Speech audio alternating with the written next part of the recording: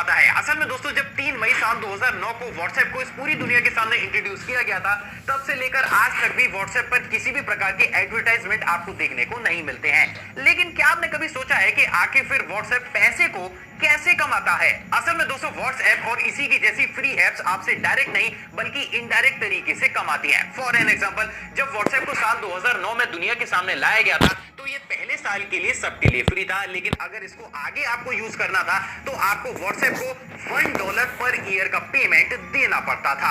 अब यहाँ पर सबसे ज्यादा अमेजिंग बात ये रही दोस्तों कि $1 पर ईयर वाला कॉन्सेप्ट व्हाट्सएप ने कुछ ही सालों में बंद कर दिया। सिर्फ इतना ही नहीं बल्कि जितने दिनों तक व्हाट्सएप $1 पर ईयर लोगों से चार्ज करता था, उतने टाइम पीरियड के दौरान भी व्हाट्सएप ने सभी लोगों से इसे चार्ज नहीं किया बल्कि कुछ सिलेक्टेड लोगों से ही इस फी को चार्ज किया था। साधारण तौर पर आप ये कह सकते हैं कि व्हाट्सएप को अपने एम्प्लॉइज को लंबे समय तक सैलरी देने के लिए जितने पेमेंट की जरूरत थी, उन्होंने सिर्फ सिलेक्टेड लोगों से उतने ही पेमेंट को कलेक्ट किया था और उसके बाद पूरा ही व्हाट्सएप देखते देखते फ्री हो गया।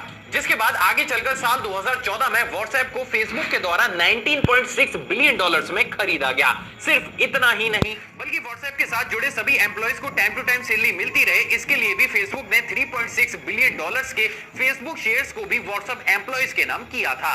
यानी कि बात साफ है कि व्हाट्सएप जितने टाइम पीरियड के दौरान टोटल फ्री चला था, उतने टाइम पीरियड में रिक्वायर्ड मनी से कई गुना ज्यादा मनी फेसबुक ने व्हाट्सएप को एक झटके में ही दे दी। तो अब बात ये करते हैं कि फेसबुक के अंडर आकर प्रेजेंट डेट में व्हाट्सएप पैसे को कैसे कमाता है। असल में दोस्तों व्हाट्सएप की कमाई के कुछ मेन जरिए हैं। पहला, व्हाट्सएप बिजनेस। आपने व्हाट्सएप बिजनेस में बहुत सारी गवर्नमेंट या फिर लोकल एजेंसीज या फिर कंपनीज के ऑफिशियल अकाउंट्स को तो जरूर देखा होगा, जो कि आपकी क्वेरीज के हिसाब से ऑटो जनरेटेड रिप्लाईज करते हैं और इनका सब